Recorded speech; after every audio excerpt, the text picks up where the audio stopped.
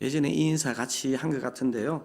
세 번의 인사인데 우리 옆에 분 보시면서 마음을 담아서 이렇게 인사만 해도 은혜가 됩니다.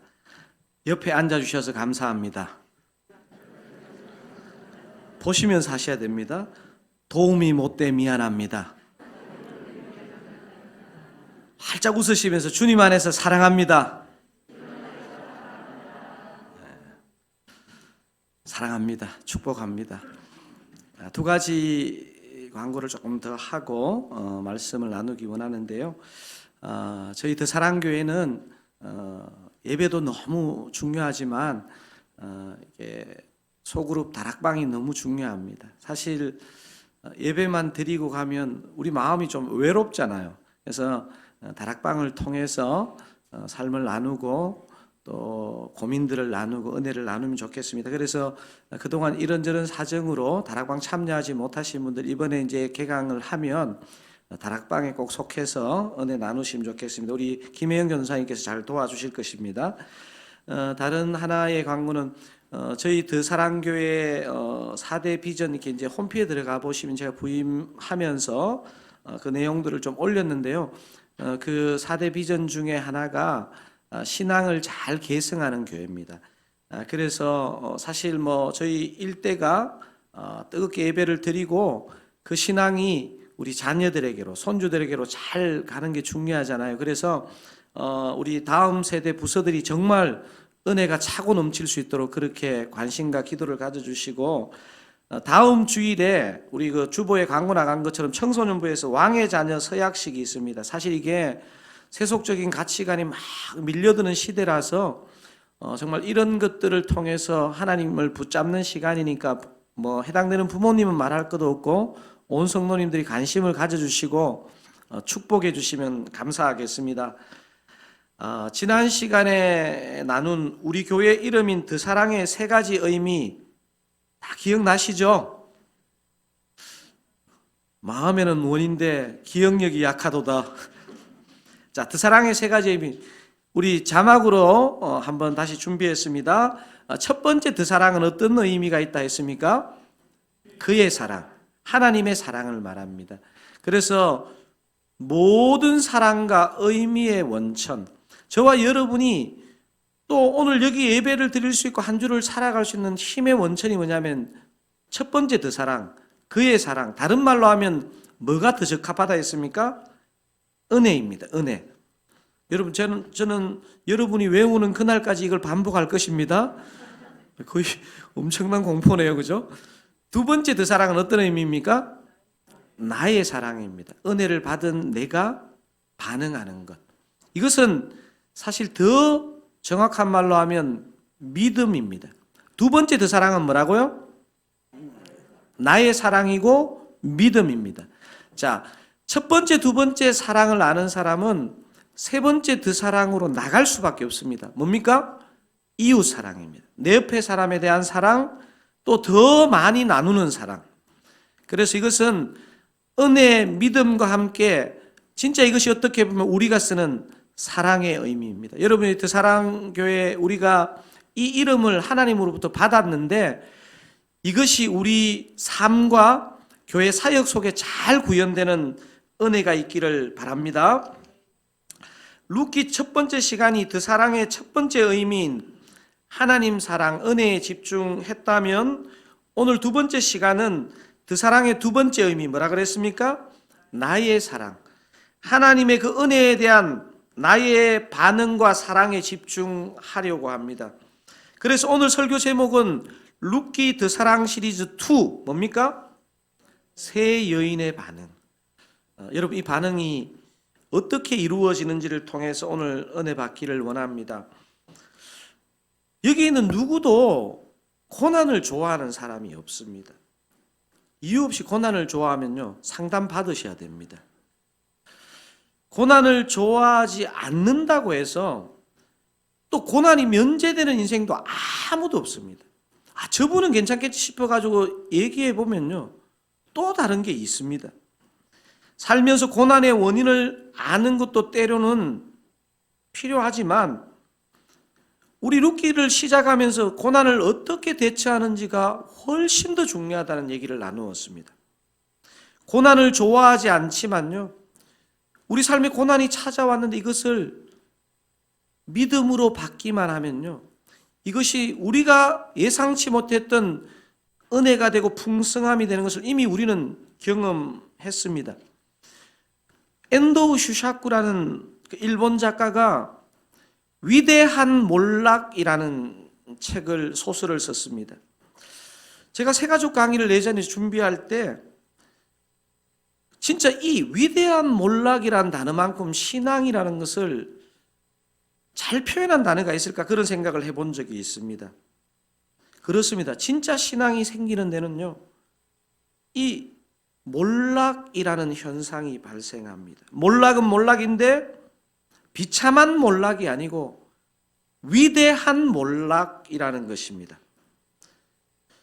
다른 말로 하면 우리가 신앙을 가질 때 누구나 이 몰락, 절망, 고난을 경험하게 된다는 것입니다. 저의 경우도 그랬습니다. 저는 사실 사람이 타고난 기질이 있잖아요. 그러니까 기질상 우울한 그 성격은 아니었던 것 같아요. 그런데 고3 때 어느 날 갑자기 이렇게 마음의 회의가 찾아왔습니다. 명목상 제가 학교에서 체크하는데 종교란에는 항상 불교라고 체크했습니다. 저희 어머니가 독실한 불자였는데요. 그래서 어렸을 때 어머니를 따라 절에 자주 갔습니다. 사람이 이렇게 이제 위기가 오면 자기가 원래 하던 것을 하잖아요. 제가 혼자 절에를 갔습니다. 당시에 절은 대부분 산중 높은 곳에 있어서 제가 한번 절에 갔다가 그 다음 주 한 주 동안 학교에서 계속 잤는 것 같아요. 그렇게 고민하던 어느 날 저희 고3 때 같은 반 짝꿍이 교회 장로님 아들이었는데 제가 교회를 따라가게 되었습니다. 사실 그 친구를 통해 그 당시에 제 마음에 살짝 감동이 있었습니다. 제가 학교 다닐 때 집이 좀 사느냐 안 하느냐의 기준은요, 도시락 뚜껑을 딱 열어보면 압니다. 뭐가 나옵니까? 지금 대답하실 분도 좀 사신 분들이에요. 계란 후라이 얹어 가신 분. 그 제 짝꿍이 계란 후라이를 매일 얹어 왔는데 한동안 계란 후라이를 저에게 줘. 여러분, 이거 계란 후라이 한 번 양보하기도 쉽지 않은데 몇 번을 양보하는 게 쉽지 않거든요. 제가 교회를 따라갔습니다. 그런데 제가 교회를 따라가고 이 친구 집을 가면서 이 친구가 저에게 계란 후라이를 양보한 놀라운 비밀을 알게 되었습니다. 이 친구 아버지가 그 당시에 미군 부대 군무원이셨는데 퇴근하시면 집에 부업으로 양계장을 하셨습니다. 저는 지금 계란 후라이를 양보하는 게 얼마나 중요한 것을 말하고 있는 것이 아니고요. 고난은 때로 우리를 신앙을 가지거나 자라게 하는 축복의 통로가 될 수 있다는 말씀을 나누고 있습니다. 지난 시간 우리는 룻기 1장 1절에서 5절을 통해 한 가정에 고난이 닥쳐서 진짜 조금 전에 표현했던 대로 완전히 몰락하는 것을 보았습니다. 아메리카 드림처럼 이 시대 아마 그 가나안에 사는 사람들은 모압이 잘 살았던 것 같아요. 모압 드림으로 이민을 갔는데 남자 셋이 다 죽고 여자 셋만 남는, 여러분 요즘 시대의 사회와 가정을 생각하면 안 되고요. 남녀 차별이 막 심해도 너무 심한 시대였기 때문에 남자가 다 죽고 여자만 남는다. 이건 진짜 끔찍한 일입니다. 신앙의 신비는요, 이 지점에서도 일어난다는 것을 룻기가 보여주고 있습니다. 여러분, 성경에서 이 정도로 비참한 가정 보셨습니까? 그런데 여기에 역사가 일어나는 거예요. 이 신비한 역사가 일어나는 지점이 뭐냐면요, 말씀이 들릴 때입니다. 말씀이 들릴 때. 여러분, 그래서 고난과 절망 가운데 있어도요, 하나님의 말씀이 들리면 소망이 있는 것이고요. 역으로 하나님의 말씀이 안 들리면요, 잘 나가는 것 같아도 이게 굉장히 어려움입니다. 6절에 그 문장을 통해서 한번 확인해 보도록 하겠습니다. 그 여인이 모압 지방에서 여호와께서 자기 백성을 돌보시사 그들에게 양식을 주셨다 함을 뭡니까? 듣고 이에 두 며느리와 함께 일어나 모압 지방에서 돌아오려 하여. 듣고 돌아오려 하여. 듣고 돌아오려 하여. 하나님의 말씀이 나오미에게 들립니다. 사랑하는 드사랑교회 성도님 여러분, 꼭 기억하십시오. 어려운 게 문제가 아니고요, 하나님 말씀이 들리느냐 안 들리느냐가 문제입니다. 저와 여러분이 앞으로 더 예배의 목숨을 걸어야 하는 이유가 여기에 있습니다. 지난 시간 룻기를 비롯한 구약에서 가장 중요한 동사 하나가 있다 그랬는데요, 여러분 꼭 마음에 붙잡으십시오. 슈브라는 히브리어로 슈브고 한국말로 돌아오다라는 단어입니다. 남편이 죽고 두 아들이 죽어도 돌아오지 않던 나오미가 돌아올 마음을 가집니다. 어떻게 해요? 양식을 주셨다 함을 뭐하고? 듣고. 여호와께서 하신 일을 듣고 이 비통한 여인은요, 아무도 예상치 못한 돌아가는 결정을 합니다.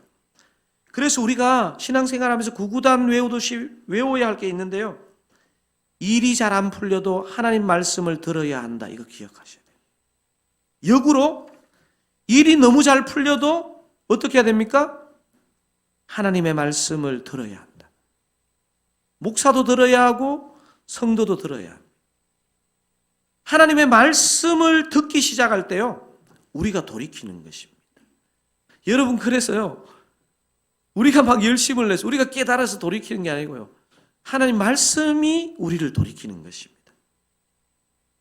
여러분, 가만히 이 가정을 들여다보면요, 또 나오미의 상황을 들여다보면요, 고향 땅으로 돌아가는 게 쉽지 않습니다. 그런데 며느리 둘과 함께 돌아가는 선택을 합니다. 제가 요즘 교육자들이나 우리 성도님들이나 우리 가족들이나 저를 보면서 이런 말 자주 합니다. 우리 사역자들에게 목사님 무조건 행복해야 합니다. 권사님, 집사님 진짜 행복해야 됩니다. 제가 제 방에서 혼자 제보고 그럽니다. 강 목사 정말 행복해야 돼. 네가 행복해야 교회가 산다. 여러분, 어떻게 하면 행복할 수 있을까요? 오늘 이 세 여인의 반응을 보면서요, 저와 여러분이 행복할 수 있습니다. 자, 먼저 오르바라는 여인의 반응부터 한번 살펴보겠습니다. 세 여인이 다른 반응을 냈는데요, 오르바는 어떤 사람인지, 어떤 반응을 했는지 우리 자막을 보면서 오르바는 어떤 반응을 한 사람입니까? 인간적으로는 이해되지만 불행한 비신앙적 선택을 한 사람. 오르바가 어떤 사람이라고요? 인간적으로는 이해되지만 불행한 비신앙적 선택을 한 사람입니다. 이거를 시어머니와의 대화를 통해서 한번 살펴보겠습니다. 제가 먼저 7절 읽고 10절까지 한번 읽어보겠습니다. 제가 먼저 7절 읽겠습니다. 있던 곳에서 나오고 두 며느리도 그와 함께 하여 유다 땅으로 돌아오려고 길을 가다가 8절 여러분 읽겠습니다. 나오미가 두 며느리에게 이르되 너희는 각기 너희 어머니의 집으로 돌아가라. 너희가 죽은 자들과 나를 선대한 것 같이 여호와께서 너희를 선대하시기를 원하며 여호와께서 너희에게 허락하사 각기 남편의 집에서 위로를 받게 하시기를 원하노라 하고 그들에게 입맞춤에 그들이 소리를 높여 울며. 같이 읽겠습니다. 10절. 나오미에게 이르되 아니니이다.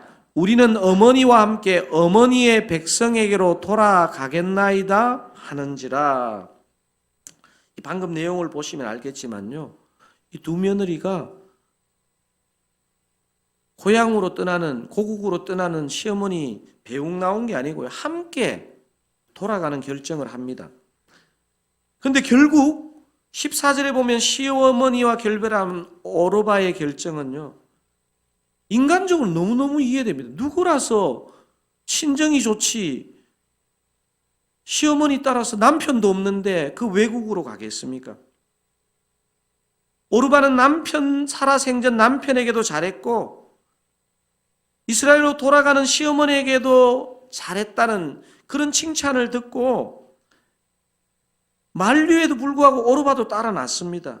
여러분, 오르바를 그냥 무시하시면 안 됩니다. 아, 이거 안 따라간 사람. 읽어보시면요, 상황을 정확하게 보시면요, 시어머니와 함께 따라갑니다. 하지만 시어머니의 눈물 어린 만류에 오르바는 대성통곡하며 자신의 고향인 모압의 친정으로 돌아갑니다. 여러분, 우리 가운데 누가 이 가련한 미망인을, 그것도 젊은 이 미망인을 비난할 수 있겠습니까? 하지만요, 루키가 왜 이걸 기록하고 있겠습니까? 인간적으로 너무너무 이해되지만 너무너무 안타까운 선택을 했다는 것을 보여줍니다. 인간적으로 이해되지만 참으로 불행한 비신앙적인 선택을 했다는 것을 보여줍니다. 만약에 이걸 소설로 만든다면요, 그리고 아무도 오르바를 볼 수 없었다.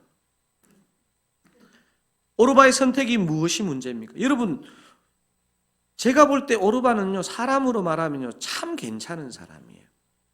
사람들, 저 사람 참 괜찮은 사람이다 하는 소리를 들을 사람입니다. 시어머니, 남편이 살아있을 때 시어머니가 이런 어려운 상황일 때 의리를 가지고 다 했습니다. 그런데 오르바의 선택의 문제가 뭡니까? 자신의 영적인 주소를 몰랐습니다. 신앙은요, 영적인 주소를 아는 것입니다. 신앙은요, 어느 지점까지만 가는 게 아니고 끝까지 따라가는 것입니다. 진짜 신앙은 감정이 뜨끈뜨끈해지거나 눈물을 한번 한 바가지 쏟고 나는 것이 기준이 되어서는 안 됩니다. 신앙은요, 끝까지 가는 것입니다. 끝까지. 진짜 신앙은 자신이 누구에게 속했는지를 알고 그 자신의 소속을 고백하고 그 고백대로 끝까지 살아가는 거예요. 여러분, 우리가 왜 예배드릴 때 그 사도신경으로 시작하느냐 하면요, 내 소속이 어딘지를 고백하는 거거든요. 사랑하는 사랑교회 성도님 여러분, 여러분 과연 누구에게 속했으며 누구를 따라가고 계십니까? 여러분, 이 신앙적이고 신학적인 용어 중에 참 안타까운 용어가 하나 있습니다. 여러분, 혹시 행위론적 무신론자라는 단어 들어보셨습니까? 행위론적 무신론자. 입술로는 하나님을 믿는 것 같은데, 늘 교회를 오는 것 같은데 삶에서 믿음이 작동하지 않는 것입니다. 오늘 예배드리는 여러분 가운데 아무도 행위론적 무신론자가 없기를 바랍니다. 아무리 열심히 해도요, 목사인 저도 여러분도 한 번쯤은 과당 넘어질 수 있습니다. 하지만 우리가 넘어질 때 깨닫고 일어나서 다시 그분을 따라가야 됩니다. 여러분, 존 버년의 철로역정을 읽어보면요, 저는 사실 철로역정을 처음 읽었을 때 마음이 참 무거웠습니다. 왜냐하면요, 그 순례자라는 주인공을 보면 그 가족들이 그 순례자와 함께 천국으로 가지 않습니다. 순례의 길을 포기하는데 이 순례자가 가족들이 걸음에도 불구하고 길을 포기하지 않고 걸어가는 모습을 보면서요, 참 많은 생각을 하게 하더라고요. 오늘 본문에서 오르바는요, 인간적으로 괜찮은 사람입니다. 하지만요, 참으로 불행한 비신앙적 선택을 한 인물입니다. 오르바가 어떤 인물이라고요? 인간적으로는 이해되지만 불행한 비신앙적 선택을 한 사람입니다. 자, 오늘 두 번째 인물, 나오미가 어떤 인물인지, 어떤 반응을 했는지 한번 제가 짧게 요약했는데 2번을 한번 보겠습니다. 따뜻한 마음, 부족한 믿음의 사람. 나오미가 어떤 사람이라고요? 따뜻한 마음, 부족한 믿음의 사람입니다. 오르바도 괜찮은 사람이었고요, 나오미도 인간적으로 괜찮은 시어머니였습니다. 마음이 따뜻한 사람이었습니다. 그런데 우리가 지난 주일 루키 1장 1절에서 5절까지 내용을 보면요, 나오미가 영적인 눈이 완전히 까막눈입니다. 어떤 영적인 둔감함을 가졌냐면 세 가지 정도로 내용이 볼 수 있는데, 남편을 따라서 생각 없이 모압으로 이주한 일입니다. 두 번째, 남편 사후에도 하나님의 뜻을 깨닫지 못하고 그냥 여전히 모압에 남아있는 일입니다.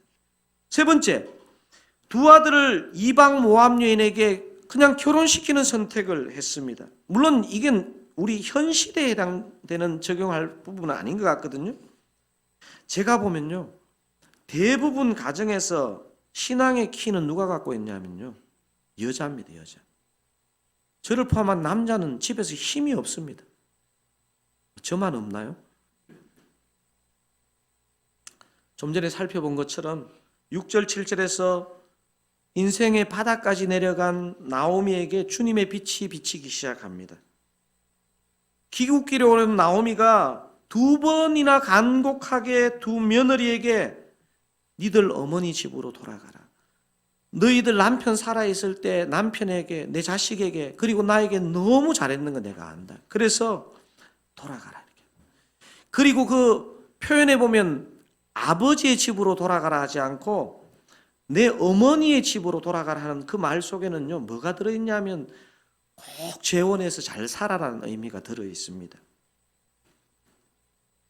나오미가 두 며느리에게 너희 어머니의 집으로 돌아가라고 간곡하게 설득한 이유가 뭘까요? 여러분, 나오미의 이 설득, 이게 우리 거수로 한번 결정해 볼까요? 잘한 설득이다. 마음엔 들고 싶은데 보고 믿음 없다 할까봐. 잘못한 설득이다. 아무도 안 들 줄 알았습니다. 저는 안 들 줄 알지만 물어봅니다. 마음속으로 생각하시면 됩니다. 여러분, 한 사람의요, 이 판단과 결정에는 많은 요소가 이렇게 한 가지 요소가 아닙니다. 다중적인 요소가 들어가는데요. 나오미가 이 설득한데도 아주 복합적인 마음이, 복잡한 마음이 들어있었을 것입니다.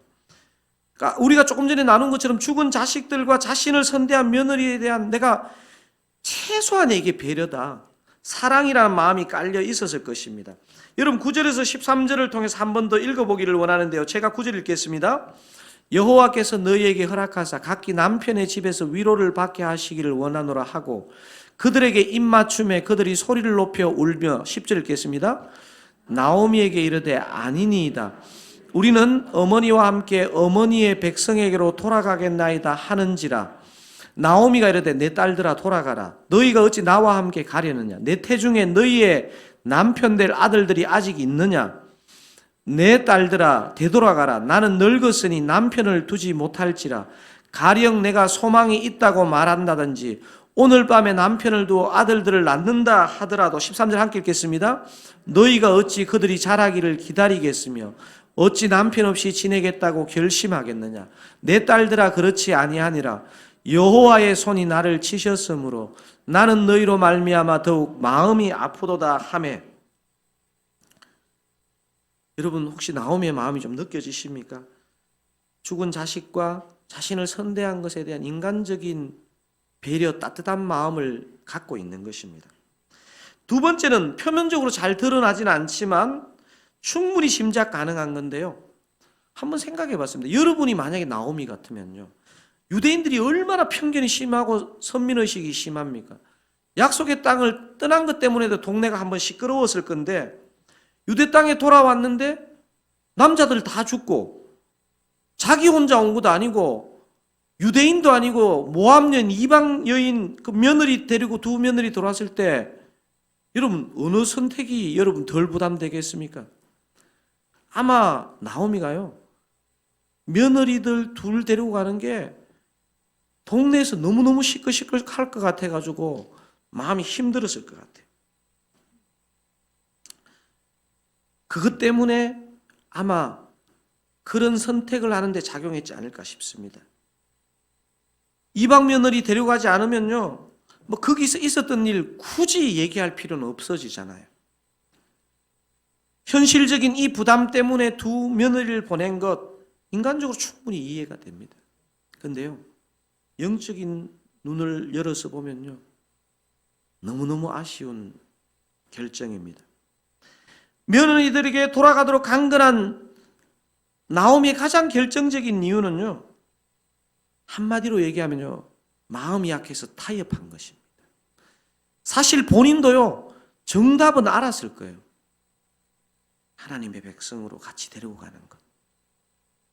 그래서 나오미의 마음을 제가 이렇게 표현했습니다. 뭐였습니까? 따뜻한 마음, 부족한 믿음. 저를 포함해서 우리가 교회 속에서 신앙생활하면요, 이 나오미 같은 상황이 많습니다.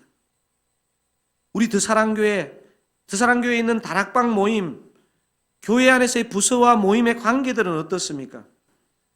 어려운 상황 가운데 있는 지체의 현실에 대해서 이해와 공감을 하는 것 참 중요합니다. 참 아름답습니다. 계속 중요합니다. 하지만요, 그 공감만큼 중요한 게 뭐냐면 그 지체를 영적인 눈을 뜨도록 도와주는 것입니다. 그래서 잠언이 성숙한 인간관계를 어떻게 얘기하느냐 하면요, 잠언 28장 23절 한번 읽어보겠습니다. 사람을 경책하는 자는 혀로 아첨하는 자보다 나중에 더욱 사랑을 받느니라. 사람을 어떻게 하는 자가 더욱 사랑을 받는다고요? 경책하는 자. 여러분, 진짜 책망을 하려면요, 사랑 안 하면 못 합니다. 근데 저런 말씀도 제가 그냥 생각했을 때 원래 성격이 너무 칼 같으신 분은 은혜 안 받으시면 좋겠습니다. 내가 안 그래도 한마디 하려고 그랬는데 오늘 담임 목사님이 말씀을 주시네, 이러시지 말는 거예요. 그런 분은 그냥 기도만 하시고, 평소 때 그런 늘 마음은 원인데 저 사람 상처받을까 말 못 하시는 분은요, 어느 순간에는 한 번쯤은 얘기해요. 저도 미국에 있을 때 우리 권사님 한 분 진짜 기도하시는 분인데 그분 손만 딱 잡으면 제가 마음에 내가 뭘 잘못했지. 드사랑교회 우리 성도님들, 우리의 관계는요, 따뜻함이 있으면서도요, 영적인 판단과 조언을 아끼지 않는 그런 관계이기를 주님의 이름으로 축원드립니다. 우리 이제 마지막으로 이 룻이라는 여인을 살펴볼 차례가 되었는데, 우리 오르바하고 나오미 복습 좀 하고 넘어가야죠. 자, 오르바는 어떤 사람이었습니까? 인간적으로는 이해되지만 불행한 비신앙적 선택을 한 사람입니다. 나오미는 어떤 사람입니까? 따뜻한 마음을 가졌지만 부족한 믿음. 제가 참 저 단어 선택도 고민을 많이 했어요. 믿음이 없는 건 아닌데 참 부족하고 안타까운 믿음입니다. 자, 오늘 본문에 나온 룻은 어떤 사람입니까? 믿음을 통해 자신도 살고 시어머니도 살린 사람입니다. 두 번째 드사랑, 그 믿음이 작동해가지고요, 바로 옆에 있는 시어머니, 또 사실 더 넓혀서 보면요, 이스라엘 민족을 살린 사람이에요. 마지막 그 족보가 그걸 말하는 거잖아요.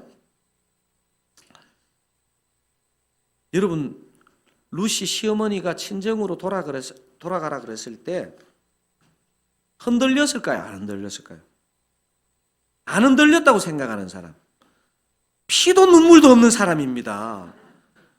어떻게 사람인데. 더군다나 유대인들이 그렇게 이방인들을 모욕하는데 남편도 없이 시어머니를 따라간다. 야, 이거 진짜 저는 진짜 룻을 한 번씩 생각해보면 이 여인은 도대체 뭐 먹고 사는 사람인지 모르겠습니다. 산삼 먹고 사는가? 사실 인간적인 눈으로 보면요, 오르바가 황당한 게 아니고요, 룻이 황당합니다. 무모하기 짝이 없습니다. 여러분, 만약에 다락방 식구 가운데 이런 결정을 하는 사람이 있어요. 여러분 어떻게 하겠습니까? 니 잠깐 보자 막 이래가지고 제정신 맞지 막 이러면서 그냥 이렇게 해가지고 답이 없지 않습니까? 여러분 잘 보세요. 룻은 나오미가 인간적으로 너무 불쌍해 보여서 함께 가겠다고 한 게 아닙니다. 간혹 또 이거를 보면, 제가 보니까요, 어버이 주일에 또 제일 많이 인용하는 본문이 이거네요. 어떤 목사님, 봐라, 이 룻이 했던, 이 시어머니에게 했던 이것을 본받아. 우리 시어머니에게 잘해야 된다. 왜 아멘 안 하세요? 이렇게 얘기하는데 이게 이 본문이 그런 얘기를 하는 겁니까? 그럼 시어머니가 그러면 믿지 말자 그러면 같이 안 믿는 게 효입니까? 여러분, 룻은요, 뭐 우연하게 결혼했건 뭐 프로포즈를 막 강하게 받아서 결혼했건 이 결혼을 통해서 자기가 하나님의 백성의 언약 안에 들어온 것, 하나님 백성이 되었다는 것을 알았습니다. 그것의 가치를 알았습니다. 그것은요, 선택할 수 있는 것이 아니고 끝까지 붙잡고 가야 된다는 걸 알았습니다. 이건 첫 번째 드사랑, 그의 사랑에 대한 두 번째 사랑, 나의 사랑인 것입니다. 바로 룻의 사랑이고요, 여기에 있는 저와 여러분의 사랑이 되어야 하는 것입니다. 자, 이게 오늘 16절, 17절에 나와 있는 룻의 고백인데 이건 신앙 고백입니다. 시어머니에게 충성하겠다는 고백이 아니고요, 어버이 주일에 은혜를 주기 위해서 주신 구절이 아니고 하나님 백성으로 끝까지 그렇게 살아야 된다, 그 메시지입니다. 여러분 16절 17절 큰 소리로 같이 한번 읽도록 하겠습니다. 룻이 이르되 내게 어머니를 떠나며 어머니를 따르지 말고 돌아가라 강건하지 마옵소서. 어머니께서 가시는 곳에 나도 가고 어머니께서 머무시는 곳에서 나도 머물겠나이다. 어머니의 백성이 나의 백성이 되고 어머니의 하나님이 나의 하나님이 되시니. 그 17절은 더 비장합니다. 어머니께서 죽으시는 곳에서 나도 죽어 거기 묻힐 것이라. 만일 내가 죽는 일 외에 어머니를 떠나면 여호와께서 내게 벌을 내리시고 더 내리시기를 원하나이다 하는지라. 여러분, 제가 여러분 생각해 보세요. 룻이요, 표면적으로만 어머니를 따라간 것이지만요, 하나님을 따라가신 것입니다. 만약에 철로역정의 그 주인공인 순례자 같았으면요, 만약에 시어머니가 다른 선택을 하면, 하나님을 떠나면요, 그는 끝까지 그냥 그 가족과 결별하는 아픔이지만 가는 거예요. 이게 참 어려운 지점이거든요. 룻이라고 미래의 고난을 몰랐겠습니까? 여러분, 저는 신앙은 그냥 덮어놓고 믿는 건 아니라고 생각합니다. 현실을 보셔야 됩니다. 이게 얼마나 어려운 건지 보는데요. 근데 대부분 사람은 겁먹고 이제 떠나거나 타협하는 거잖아요. 오늘 또 앞에 두 인물이 그랬잖아요. 그런데요, 룻은 분명히 저는 현실감이 없는 사람이 아니라고 생각돼요. 왜냐하면 이 사람이 쭉 펼쳐지는 삶의 여정을 보면 현실을 보지만요, 그 현실을 뛰어넘게 하시는 하나님이 계신 줄로 믿은 것입니다. 모태신앙인 유대인 시어머니보다도 더 놀라운 믿음을 이 초신자 이방인 룻이 소유하고 있습니다. 룻의 이 믿음은요, 자신도 살고 시어머니도 살린 것입니다. 룻기 마지막에 확인되지만 이 여인의 믿음이 이스라엘 민족을 살렸다는 것을 증거하기 위해서 족보를 주는 것입니다. 이 룻에게서 다윗이 나왔고 우리 예수 그리스도가 나온 것입니다. 사랑하는 사랑교회 성도님 여러분, 요즘 여러분 현실이 암담하십니까? 나는 괜찮은데 내 사랑하는 가족과 사람이 너무 힘든 시간을 보내고 있습니까? 오늘 예배 드리시는 바로 여러분이, 저와 여러분이 그 사랑, 그의 사랑에 나의 사랑, 나의 반응을 보일 때입니다. 이럴 때 여러분, 오늘 이 본문이 보여주지만요, 내 옆에 있는 시어머니가 살아나고 내 가족이 살아나고 내 이웃이 살아나는 것입니다. 오늘 설교는 제가 좀 훈훈한 얘기로 마무리하고 싶습니다. 제가 드사랑교회 부임한 지 일주일이 지났습니다. 여러분 표정이 1년 전부터 계셨던 거 아니에요 지금? 저는 분명히 일주일 전에 왔습니다. 교회 주간 장례가 2건이나 발생했습니다. 그런데 저는 하나도 안 피곤합니다 라고 말할 수는 없지만 힘이 납니다. 너무 힘이 납니다. 왠 줄 아세요? 유가족들을 외롭게 두시지 않으려고 우리 경조부원들이 늘 조용하게 그 자리에 가서, 예배 자리에 가서 함께 해주시는데요, 그게 우리 유가족들에게 얼마나 위로가 되는지, 사실은 담임 목사에게 얼마나 위로가 되는지 모르겠습니다. 근데 어제 제가 예배 가서 몇 분 남자 집사님들 얘기하는 얘기를 엿듣게 되었는데 제가 너무 마음이 힘이 나더라고요. 교회가 우리가 사실 분당우리교처럼 대형 교회도 아닌데 장례 발생하면 어지간하면 상황이 되면 참석하자는 그런 얘기를 서로 나누었다는 거예요. 담임 목사가 그 이야기 딱 듣는데요, 내 몸에 산삼이 도는 것 같았습니다. 오늘 자꾸 산삼 얘기해요. 여러분도 산삼 좀 드세요. 사랑하는 드사랑교회 성도님 여러분, 오늘 본문에 나오는 이 룻처럼 진짜 믿음의 선택을 해서 자신도 살고 다른 사람도 살리는 데 쓰임 받으시는 우리 드사랑교회 모든 성도님 되시기를 우리 주님의 이름으로 축원드립니다. 제가 좋아하는 찬양이 하나 있는데 꼬깃꼬깃 아껴가지고 나중에 쓸까 하다가 여러분 보니까 좋아하는 찬양이 막 떠올랐어요. 큰 꿈은 없습니다라는 찬양인데 여러분 모르시는 분들도 있을 거예요. 막 화려하고 막 엄청 경쾌한 찬양은 아닌데요, 가사가 너무 좋습니다. 제가 가사 한번 읽어드리고 우리 찬양하기를 원하는데요. 큰 꿈은 없습니다. 눈물로 뿌린 씨앗들 세상을 뒤덮지 않아도 여전히 충분합니다. 큰 꿈은 없습니다. 맡겨주신 영혼들 그들을 사랑하고 섬기면 그것만으로 난 충분합니다. 이까지 가사도 참 좋았는데요, 그 다음 가사가 점점 더 좋아집니다. 그래도 한 꿈은 있습니다. 생명의 말씀을 안고 푸른 들판을 사는 이들 그 안에 꿈을 봅니다. 자, 그 다음 가사 한번 보세요. 한 꿈은 있습니다. 하늘 보자 버리고 낮아져 이 땅에 오신 주님만이 나의 꿈이십니다. 저는 하나 꿈이 있습니다. 저와 함께 예배드리시는 드사랑교회 모든 성도님들이 어른부터 아이까지 우리 주님을 아는 모든 성도들이 어느 순간인가 주님만이 나의 꿈이십니다.